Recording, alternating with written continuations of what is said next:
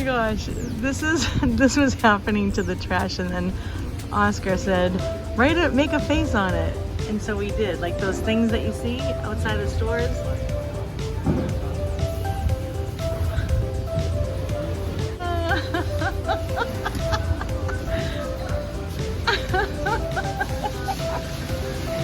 Oh my gosh, there you go. There it is.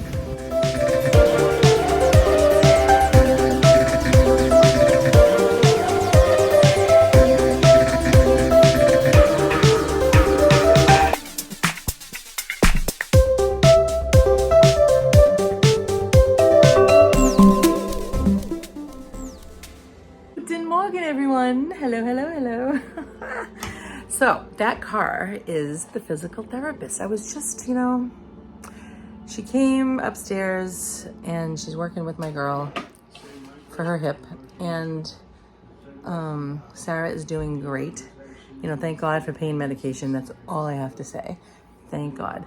But as she went upstairs and I came downstairs, I'm like, it really touched me. I'm like, thank you, God, that you are providing all that we need.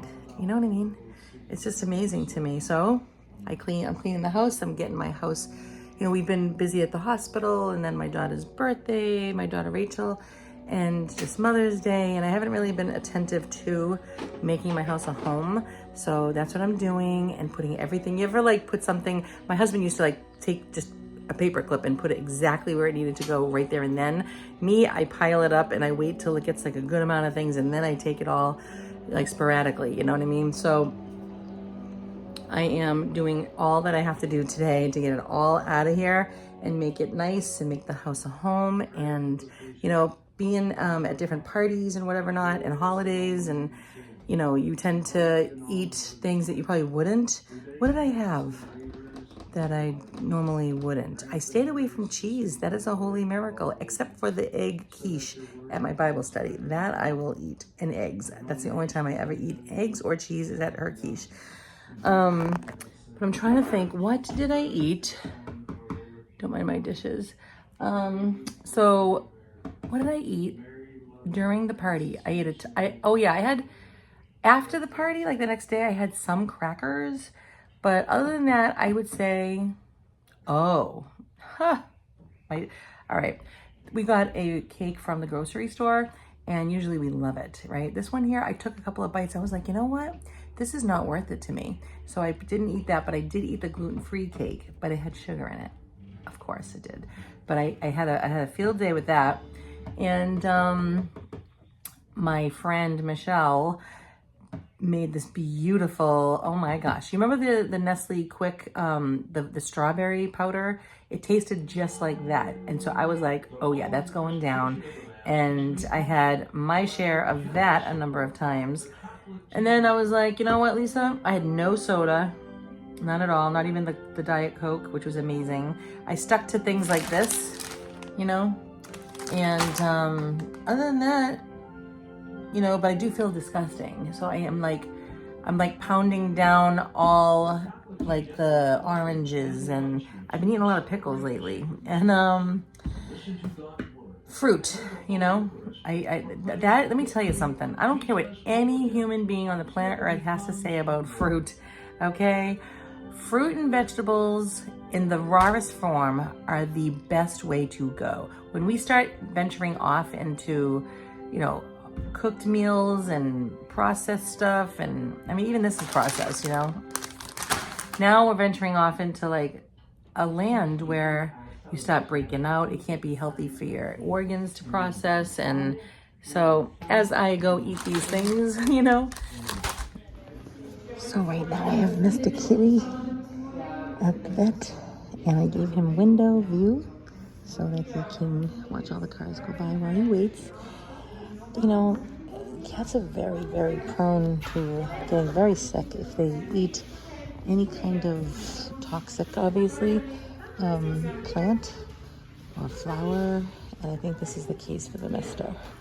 So I tried to give him nausea meds. That stopped his vomiting. He had vomited a lot, and so I figured, you know what, now it's time He looked pretty miserable, and I usually get him fluids also. I found out that you can get this nausea med at the store, thank God, because it cost me $100 to bring him here yesterday just for that. And then I skipped on the fluids, which was really, I wanted to see which is the more helpful. And the fluids, definitely. So I'm back here today because the fluids are the very thing that makes him so back to himself right away. So I'm sure he's very dehydrated. He hasn't been drinking. I have to put water on my finger and kind of like put it near on his mouth. So he's just all out of sorts. And he's looking out the window. Mister. Oh.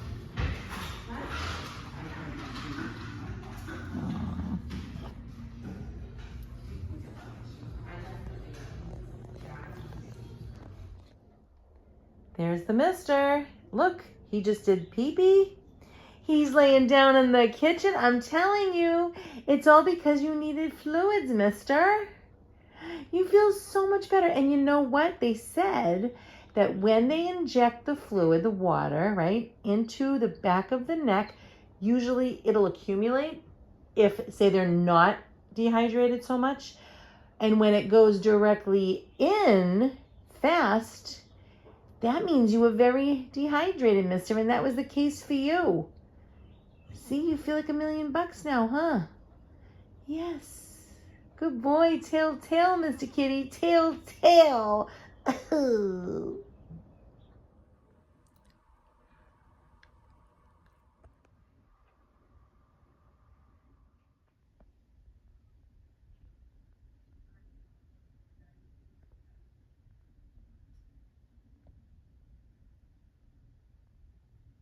So I am back for the third day, okay, at the vet. These people, by me sitting here watching how much this place makes in a matter of no time at all, it's thousands of dollars.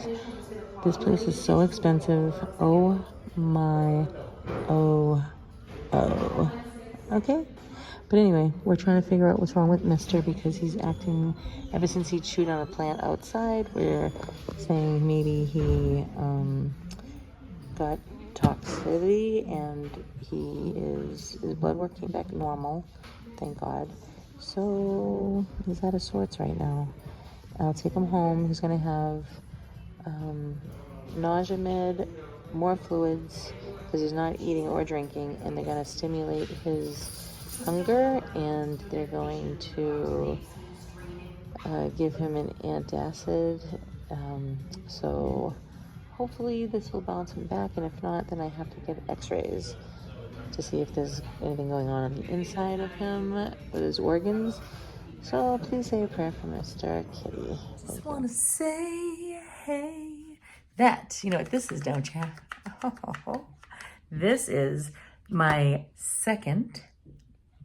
All I said was a prayer. I just talked to God. I had a heart-to-heart conversation with him, okay, one day, and I was so sad. I said, Lord, I just called the city, my city, and they said that I couldn't have an Airbnb on my property. He said, no, even if you moved out of your house, you still couldn't put it in your house. And I was just like, and I really missed being a project manager, which I was after my beloved husband passed away.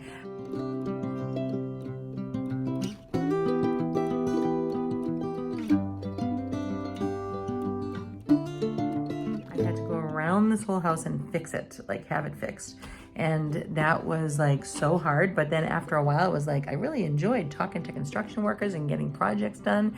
And so I had this talk with God one day when I got off the phone, and I said, I'm sad. I really want to be a project manager, but I don't have the money for that. I wouldn't even know how to get that going. Like, how do you do that? How do you work for somebody else as a project manager when your only training is your own house?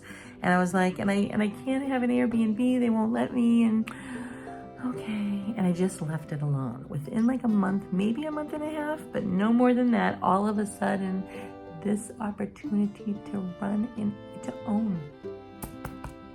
own and run.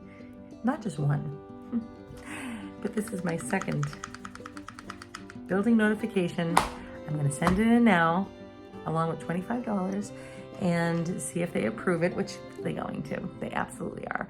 And we're gonna get that one going next, okay? So I just, I was printing this out and I'm looking at the sky and I said, Lord, how?